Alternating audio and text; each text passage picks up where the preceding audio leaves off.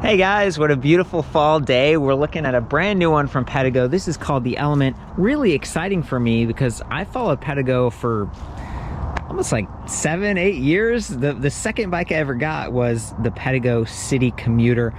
They do tend to cost a little bit more, but this is a company that has a really vast network of dealers. They offer good customer support and pretty powerful designs. I also love that almost all of their bikes offer throttle on demand, and they have a really good setup that way that gives you just the freedom to use a throttle or pedal assist. It's a nice setup. So this one being $14.95 is very affordable. I actually categorized it as affordable back at the site. My cutoff has been $1,500 for a bike that you can get in a shop. You don't have to unbox, you don't have to assemble. A bike that comes in 6 colors, even if it does only come in one frame size. To me, that's great. A lot of companies are trying to hit that like really affordable value price point these days, but it's tough to do when you've got dealers who are providing a high level of customer service. It's tough to do if you want to offer a multi-speed drivetrain like this has. It's tough to do if you want a custom-built hydroformed frame like this with this inbuilt controller. That's awesome. A lot of times you'll see it sort of stuck to the frame somewhere. This just feels a little tougher to me. It's a little cleaner. I love that they've carried this color all the way through to the rims. I like that they've got 12 gauge spokes here. I like that they've got a controller that gives you a lot of freedom in how you operate the bike, because this is a product that I think is going to appeal to not just like maybe teens or adults or maybe, you know, petite people. When you look at this thing, it is kind of a compact bike. It's got like 20-inch wheels. It brings the whole thing down. Actually gives the motor a mechanical advantage because, you know, it's smaller. It's not having to push this really wide thing. There's some really cool advantages, just sort of like, I don't know, happy accidents almost that come with the smaller frame size. But this is one of the few e-bikes that I think actually would fit kids really well, right? You can see, I'm calling this a mid-step frame. A lot of people will refer to it as like full step through, but given that it's not like a wave, super deep single tube, it's a little bit higher. That actually improves like frame strength. You're not going to get as much flex and stuff, but it does raise the stand-up height just a little bit. I've recorded that along with all the other stats back at the website. The positioning of the seat is what really, you know, kind of make or break depending on your height. Okay, so I think most people are going to be able to step over the frame, and you can drop this seat pretty low like that, but you'll notice that it kind of stops here, and it's not because of the reflector. It's actually because the base of the seat post is hitting the top of this controller box. So I was talking to the folks at Pedego about that, and what you can do is you can actually kind of take a hacksaw to this, or maybe get some help from your shop. This is about 350 millimeters long. That's very standard.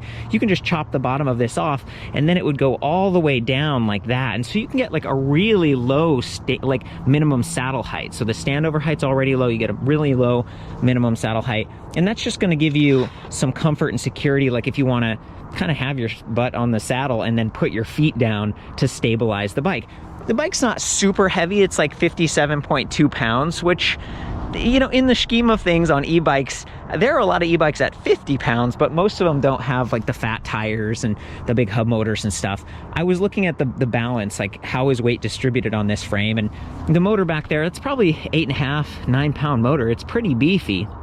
And then the battery up here, 6.9 pounds. So they've actually brought a lot of that weight low and fairly kind of forward a little bit. It feels fairly balanced to me. And of course, there is a little bit more weight up front, but not a ton because they don't have a suspension fork. These tires being fairly high volume, 20 by 4 inches, so 4-inch wide, they provide a lot of comfort and stability. So when you're driving this thing, I've done a little bit of like no hands, and it tracks really nicely. It feels both comfortable, but also predictable and not like flimsy or something like that. It's just a compact, fun little bike. I'm having a lot of fun with it. Of course, you want to have good brakes if you're barreling down the road with this thing up to 20 miles per hour. So we've got these 4-finger Star Union levers. They've got rubberized edges, which provides a little comfort, much like the bigger tires. And it also keeps your fingers warmer. So today is kind of a cooler day. It is fall. And when I'm pulling on those with my bare hands, it feels a little bit warmer. Now, they don't have have the built-in bell. There are some Tektro brake levers that have a really cool bell in them, but Pedego didn't forget to give you a little external bell. That's nice. We come down here to the brakes themselves, 160 millimeter rotors, which is okay. You know, a lot of times I'm seeing 180 millimeters on their other bikes and some of the bigger e-bikes these days. But given the smaller wheel diameter, you're getting a decent mechanical advantage here. 160 millimeters front and rear. One of my trade-offs or complaints, and I do want to point out Shimano calipers. That's pretty nice. But the way this one's positioned, you'll see the wire here, it kind of goes down and into that brake line. So, you know, water and dust and stuff could get in there a little bit easier. It is a more of a branded part though, which is nice. I feel like it's probably going to do a decent job. And while we're back here, look at this kickstand, perfect position. It does offer some adjustable length, and it's not going to have any pedal lock. So if you're backing this out of a garage or another tight space, given that it is such a compact bike, I think storing this thing's going to be easier. Lifting it was pretty easy for me once I took the battery off. So, you know, again, 57.2, you take off the battery, that's about 7 pounds, so 50 pounds. It's easy to manage, maybe because I could lift from right there on the frame. If you are trying to put this on a car rack, you might need like a crossbar adapter that goes from here to here so you can hang it. I put it on my car rack, which is like a platform rack, and it was sort of tough. I had to use some bungee cords and stuff because there's like this arm that goes over the front wheel, and then my straps just weren't long enough to do the fat tires. A lot of companies actually sell fat tire specific, like longer straps, and it's something to look into on your own. But that's something I keep in mind if I'm going to a store to pick up a bike, because it's like, well, how do you get this thing home? Sometimes shops will help deliver it for you and stuff. So anyway, we got the brakes. They do a great job physically, but they also have motor inhibitors. So we got the cable right here, and then we got the motor inhibitor. So anytime you're pulling the brakes, the bike is going to stop. That is great because this is a zippy little product, right? This is a 500 watt planetary geared hub motor from Daphu. It's Pedego branded. They do a lot of work with Daphu, and to me, that's a high quality brand. Daphu makes mid-drives and stuff as well, and Pedego does have those bikes. They offer maybe bring that weight forward, a little bit more of an efficiency if you're shifting gears, whereas a hub motor, it really only has one gear ratio, and that's the size of the wheel. So you got the motor, it spins the wheel, but it's independent from the drivetrain. So shifting gears and stuff, you're not gonna put as much force on the chain, you're not gonna be bending the teeth on the cassette back here. And it is a cassette. This is pretty nice. So this is Shimano branded 12 to 28, which is interesting. A lot of times I'll see like 14 to 28. So this one giving you like a little bit smaller high gear is nice. So that means it's going to be more comfortable at high speeds. 7 speeds, that's pretty good for what I consider to be sort of a neighborhood, just romp around, have a good time, sort of an e-bike. And then up here, 48 tooth steel chain ring with a nice aluminum alloy guide. That's going to keep your pant legs or dress ends from touching the chain as much and getting snagged and stuff. And of course, the chain's not going to bounce off as easily. So great drivetrain. Standard 170 millimeter length crank arms, which is cool. So they aren't just these tiny things that's going to feel like a little circus bike or something. This is standard length on the crank arms. And then these plastic Welgo pedals, fairly wide, good traction, maybe not as tough as the aluminum alloy ones. They're probably a little lighter, a little bit more affordable. Yeah, it's what I'm trying to communicate here is how is the bike going to actually travel and perform off-road, because these are fat tires. You can take them from 5 to 30 psi, and at 5 you really can ride this in like dry sand and maybe some sort of packed snow conditions. With these nice knobby Kenda tires, it's going to do really well. And I really don't think you're going to get like high centered here, and the way that they built the controller and everything is very nice. Even the cadence sensor down here, see, that is a sealed 12 magnet cadence sensor. It's not one of those external like little magnet dot ones that feel like they could get dirty or maybe bumped out of position easier. I actually have bumped them out of position, and then my pedal assist was sort of inconsistent. So maybe I'm going overboard here, but it's worth thinking about, because this really could be like a little Baja bike, like off-road, and have a bunch of fun. I imagine a family, they've got 6 colors, so you could each get a different color. The battery's interchangeable. I love that the battery's like partially integrated into that down tube. See, it's not just completely bolted on top. It actually sits down a little bit. Those kinds of things, that's nice. That's, in order to have this branded and the motor branded and everything like that, that does take, I think, the extra money and investment and time that you really only get from some of these bigger companies that have been around a long time. Now, their warranty is 1 year comprehensive, which is decent. You know, they got the shops that can help you out and upgrade the software and stuff over time, especially with the controller. They can help you adjust some of the settings. There's a lot to consider in there. One thing that I wish they would have done is maybe upgrade the tires just a little bit more. Kenda's a very recognizable brand. The size, everything's good, but they don't have puncture protection. So if you are romping around off-road and you get those goat heads or glass or something, you could get a flat. And you know, up front we got a 9mm axle with a quick release gear, so you can quickly take that off and change the flat, or maybe just get help from the shop. That's what I'd do. In the rear, got these like 19mm nuts. You drop this thing down. There is a quick disconnect right over there with the power cable, so it's not the end of the world. It's just no fun to get flat, so keep that in mind, especially if you're running at the lower PSI, because the tire's going to kind of like spread out a little bit more, and you could potentially even get pinch flats. These are nice double wall rims, again the 12 gauge spokes and stuff, 36 hole front and rear. No slap guard here. I haven't seen any little nicks or chips, but with the paint being so beautiful, that's something I'd keep an eye on, and maybe just put a clear piece of box tape, or sometimes online they sell neoprene slap guards. Another thing that stood out to me when I was looking at the drivetrain, so again 48 tooth back here, 12 to 28 tooth cassette. We've got this Shimano, well, I'm sorry, not Shimano, Microshift 26. I'm used to seeing Shimano, like Shimano Tourney or Altus. So I asked the guys at Pedego, you know, why did you choose this one? And they said, well, actually, lately, because e-bikes have been so popular all around the world, some of these parts from Shimano and other companies are in limited supply. So we looked for like the next best option so that we can keep getting these out to people and they can actually get a bike. And we thought that the Microshift did a pretty good job. You know, it still has a barrel adjuster, so you can, over time, like if your shifting is kind of rubbing or it's not quite right, you can just turn this barrel adjuster a little bit, and it extends the length of this cable housing, and that's a way to adjust it without using tools and stuff. So, you know, it's working well enough for me right now, because it is independent, it's not a mid-drive. I think it does a decent job. Up here we got Microshift trigger shifters. This little one goes to harder gears, and then the big one goes to the easier gears for like climbing and starting and stuff. Works well enough. We don't have two-way triggers here. You have to use your thumb for both, right down here. But I'm glad that they're on this side, because sometimes some of the Shimano triggers you have to use like your index finger to go to the high gear and then your thumb to go to the low gear. So I'm glad they're both thumbs, so I can use my, you know, bigger fingers for braking. I think it's a decent setup all around, and this does shift like 4 gears if you're in a really high gear. So there are multi-shifts on that lower. Appreciate that. Nice locking grips and stuff. The twist throttle is actually built into this right grip. It's not separate, so they're not gonna drift apart, which I've seen on some other bikes, and the whole thing isn't gonna like twist if you're really bearing down on it. That's kind of nice. I think you have to use like a 4mm hex wrench through that little hole in the end of the grip, and these are also Star Union, so Star Union brakes, Star Union grips and stuff. That's not a company I'd heard a whole lot about. Yeah, I'm used to like Ergon or Velo or Pro Max or something.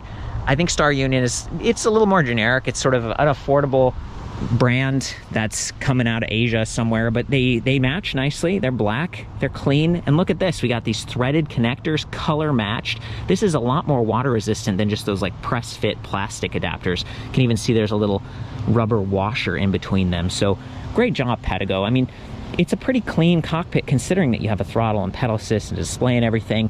And then a lot of these cables are internally routed through the frame. It is a custom built frame. I'll take you down here to the bottom bracket. You can see they come out right there. They're a little bit exposed, but again, we got that bash guard situation with the chainring guide. And then there's the cadence sensor on that side.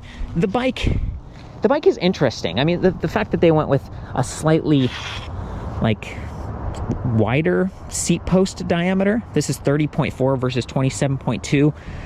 That's pretty sturdy. And if I think about the spokes and even the smaller wheels, that gives you strength. But when I asked the company, what's the weight rating on this bike? They said 250, like all of our bikes. And to me, it's like, oh, come on, you know, I feel like it could probably handle more than that. They even have a testimonial of this lady named like Rhonda, who lost a ton of weight riding bikes, and she definitely weighed more than 250 to start with. So I think they're just playing it safe.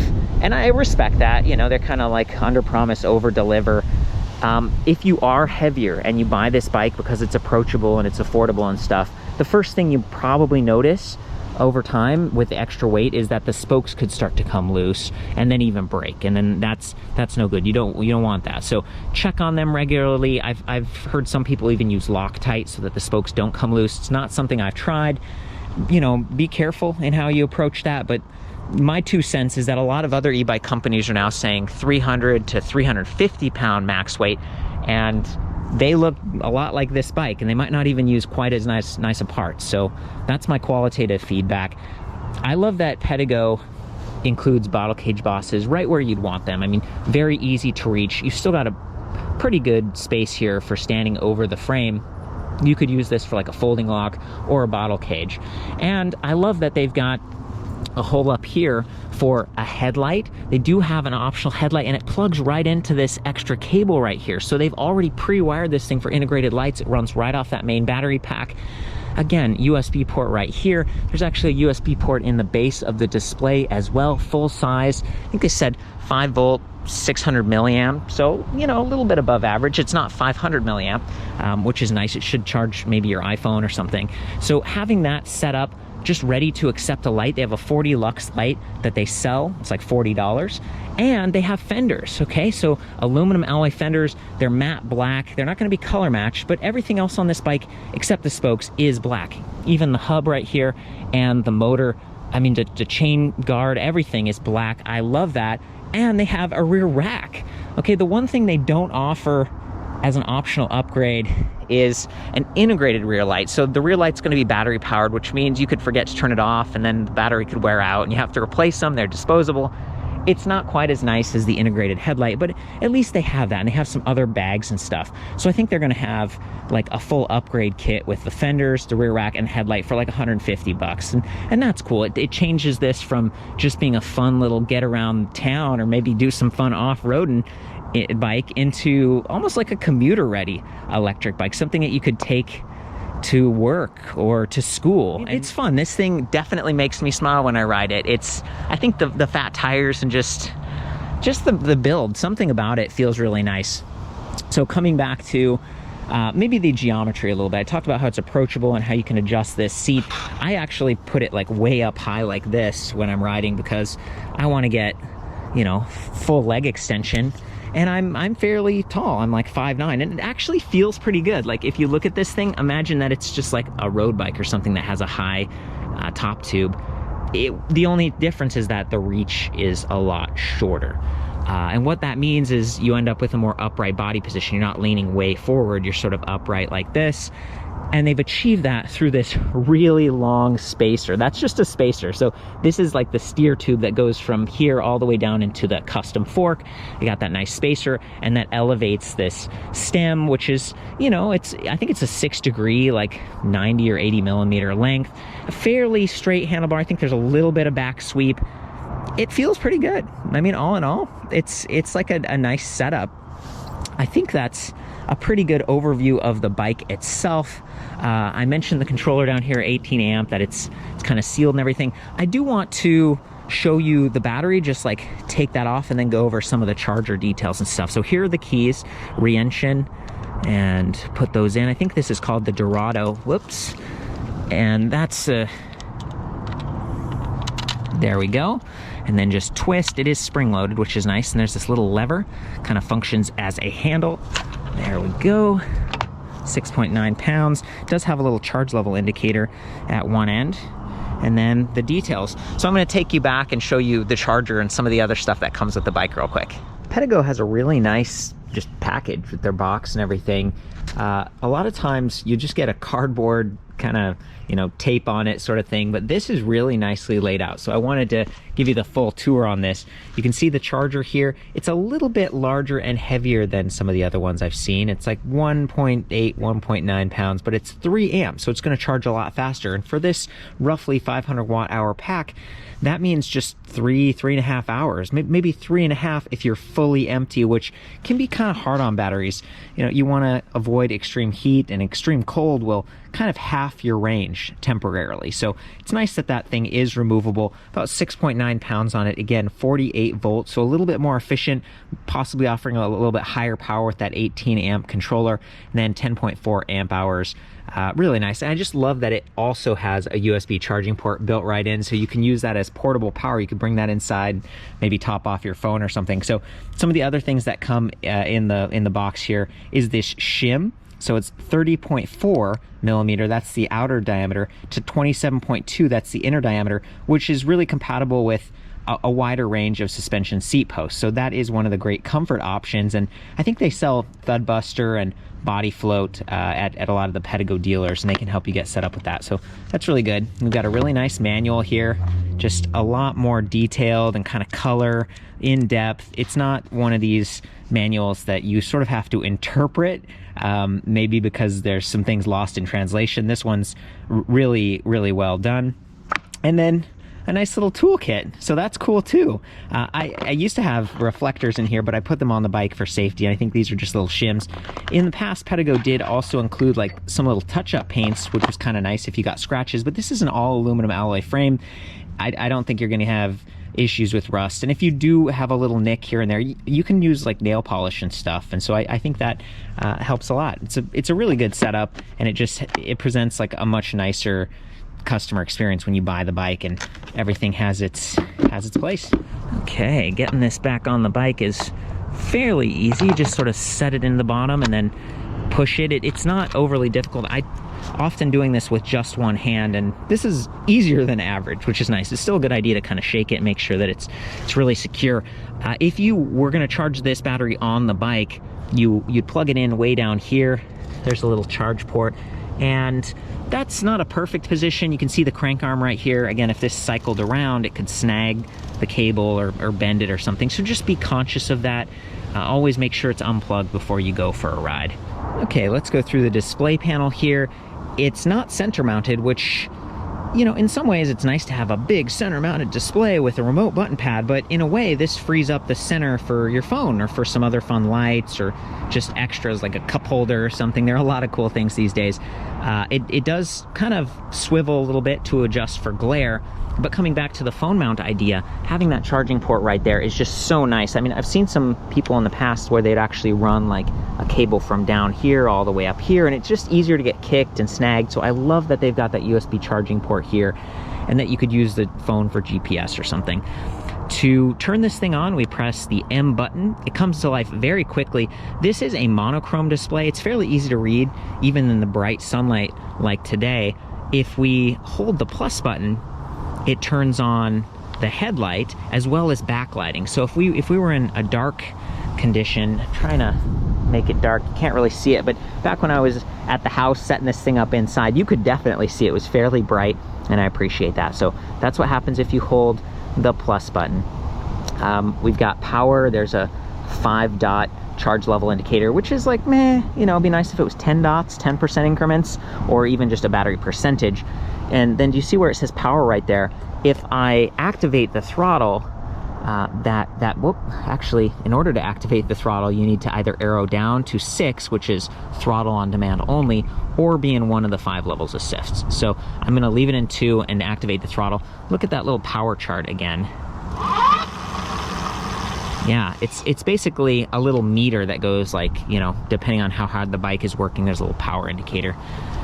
And then over here we've got speed. It's in miles per hour right now, assist level, and then odometer. And if we press the M button, we get some more readouts. So we go from odometer to trip distance to timer, like ride time, and then max speed. So 22.1 miles. This bike only goes 20 miles per hour, but I was kind of bombing down some of these hills and having a good time. So you can definitely go faster than that if you want, but that's where the motor cuts out. So that's really it. You know, you're riding, you can kind of reach over here and press the plus button. There's sort of a tactile click, and you can feel it and get yourself all the way up to 5. That's the highest level of pedal assist. If you go to the next level, sometimes to me that was surprising, because I'm not looking, I'm pedaling, and I'm like click, click, click, click, click, and I'm like, where'd pedal assist go? Because remember, level 6 is like throttle only mode. So what Pedego's trying to do is give you a really safe experience. You come to the bike, and it starts out in level 0, which is nothing. Like, the throttle doesn't work, you're not gonna bump it, the bike's not gonna take off, there's no pedal assist, it's just a bike kind of with a light, I guess, if you bought that, and then the display. And then you get to go up for pedal assist levels or down to 6. And I love that they let you go down, because imagine clicking 1, 2, 3, 4, 5, 6 every time just to get to throttle mode. I think a lot of people probably just get on and go, boom, throttle. Now you got your variable speed twist throttle. It's really smooth, it's easy to activate, and you're good to go. No worries about pedal assist. That's unique to Pedego. I think they did a good job. Me, I like to ride in level, like assist level 2 or 3, because it's comfortable, it's efficient, it's not kind of wasting energy, I guess, and I want to get a little bit of a workout and activity. But then if I need to climb a steeper hill or catch up with my friend, it's super easy to just twist that throttle. They give you full power on that. It's not like limited or connected to the pedal assist level. So great stuff all around. The display to me is really well done, you know, like it's a good compromise of features. Even though the power charge level is not perfect in my opinion, it's still a great display. I was trying to figure out if they had walk mode, and it looks like the display says there is. You hold minus and it shows walk mode, but nothing happens. Okay, so I guess that's sort of disabled from the buttons over here, but you can use the throttle as walk mode. And I mentioned that just because, you know, if you have the bike all loaded up, and it's kind of heavy, if you're trying to get up a steep hill without riding, just kind of use the throttle carefully. So coming back in to the display here, we press plus and minus. That is settings, and then there's all these different sets, like menus. So set 1, and then set 2, and set 3. Each one is a little bit different. Set 4 is miles per hour to kilometers per hour. But I also have them listed back at the website, so you can go there and you can read them and search through and everything to get this figured out. Okay, and then when you want to get out of the menu, you just hold plus and minus simultaneously. We're out, and the bike is ready to go. We're ready to go for a ride, so we can stow that kickstand just like that and hop on this thing. Again, I'm in assist level 2. I'm just going to pedal.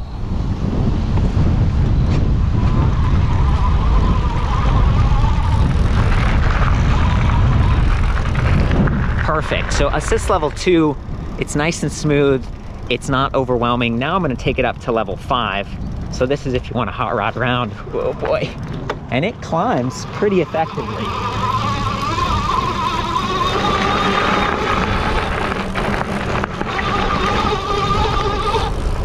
But you can hear the motor. So that's one of the things that I guess, you know, with great power comes a little bit of extra noise. Kind of keep that in mind. I was mentioning before that the 20-inch wheels, they bring the bike down towards the ground. They make it sturdier, but they also give that motor mechanical advantage. So it is a very effective climber as well. This time I might do throttle mode just to show you that and how gently you can start if you want to. So I'm just barely twisting it right here, and it's just barely going. That's awesome. You know, it requires a little bit of finesse with your hand, but it's a great setup. Nice. And then maybe like the hands-free riding. Those big fat tires give you a nice, comfortable ride. Still a little bit bumpy here.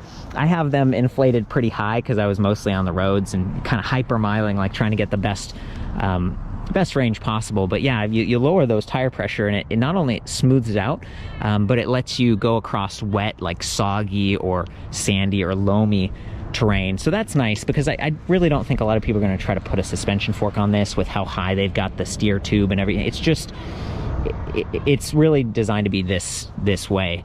But I love that they give you the shim and they let you do the suspension seat post, because at least then your back and stuff could be feeling a little bit more comfortable.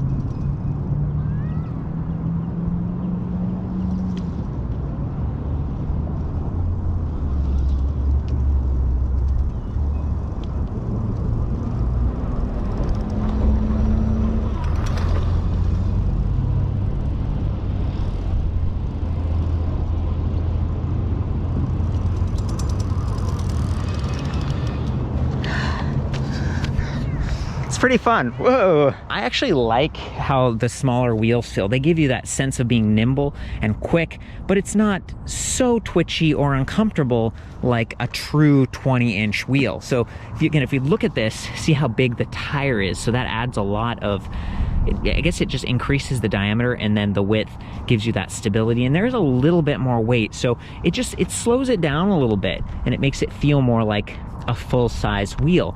A lot of folding bikes have 20-inch by 2.125 or whatever, or maybe 1.75 tires. So instead of being fat like this, they're narrower. And the wheel, it has a higher attack angle. So when you run into rocks or go through bumpy terrain, the wheel kind of falls into stuff, and you feel it a lot more. It transfers right into your hands and your back and stuff. So the fat tires have become really popular on e-bikes, even though they are a little bit heavier, because they add that comfort. And for a smaller wheel like this, they slow it down and they give you more of a comfortable, in control kind of feel. Okay, so I found a nice quiet alley just to cruise up and down, do a little bit more ride test. This is perfect for the bike right now because the tires are fully inflated. They're going to be efficient, and I just want you to see and hear what this sounds like.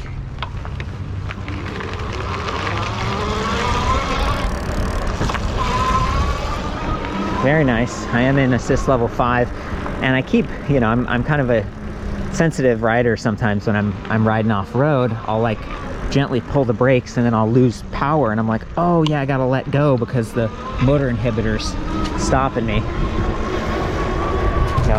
Very comfortable. Nice upright body position on the bike too. Even though in some ways this bike is a little small for me, it actually feels really comfortable and fun.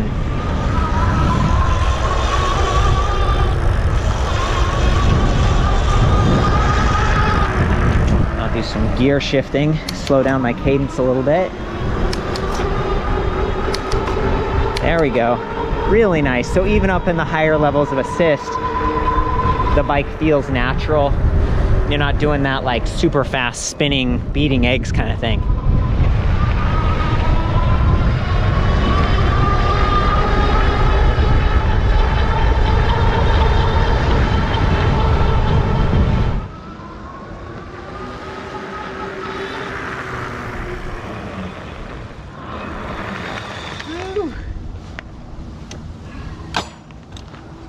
Okay guys, from here you can see that 48 tooth steel chainring with a nice guide. We got the 12 to 28 tooth cassette in the rear, kind of unique. Again, I'm used to 14 to 28, and frankly, it's nice if it can be 11 to 32 or something. So it's a bit limited on this, but given the smaller wheels, the mechanical advantage, and the powerful motor, I think we're good.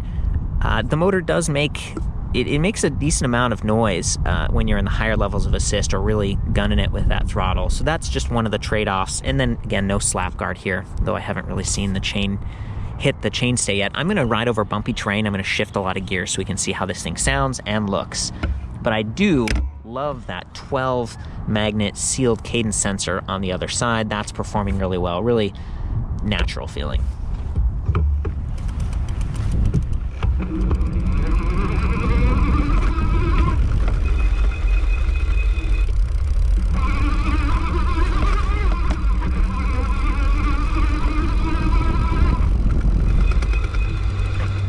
Cool. So we just went down this little hill and then up that berm. There's the steep berm where I was hanging out in the park, and no problem, especially with speed. In fact, when I went up, I think I got a little bit of lift at that lip, and I heard the tire almost spinning out. So it's pretty torquey, 45 Newton meters of torque on that motor.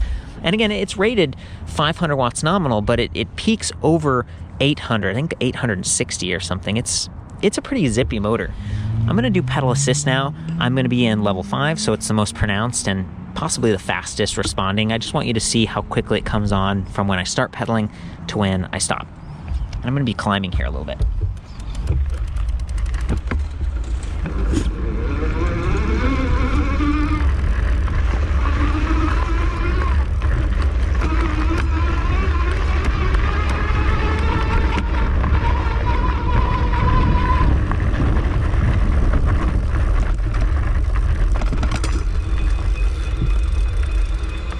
Cool.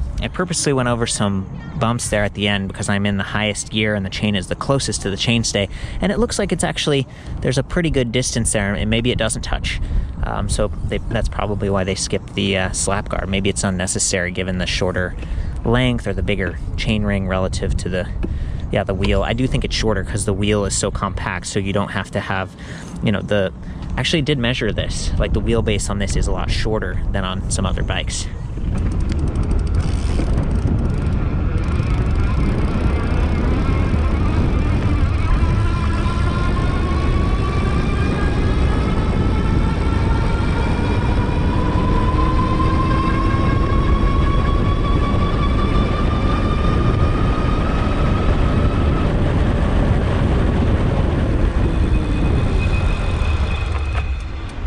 Very nice. That was our 20-mile-per-hour top speed right there on throttle power. Well, guys, I think that's about it. I want to thank Pedego again. They sent me this bike and they were like, you can just keep it, you know, with the shipping and stuff. So my goal is to spend some extra time with it and maybe see how this performs over time or answer some questions and then eventually give it to a friend or something. I hope this helps you. I've got a comparison tool back at the site so you can see this in relation to some other compact or kids type of bikes. I also listed this as kind of like ladies friendly because it is a little bit more approachable. I just love the fun colors and the quality and then the kind of customer support in-person experience that Pedego offers, and I'm so happy they have a bike at this price range and that they didn't just do another like single speed city bike.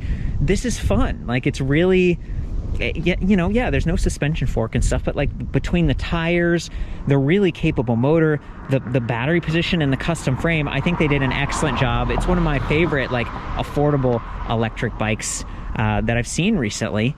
I hope this helps you guys. I love you. We'll see you in the next one.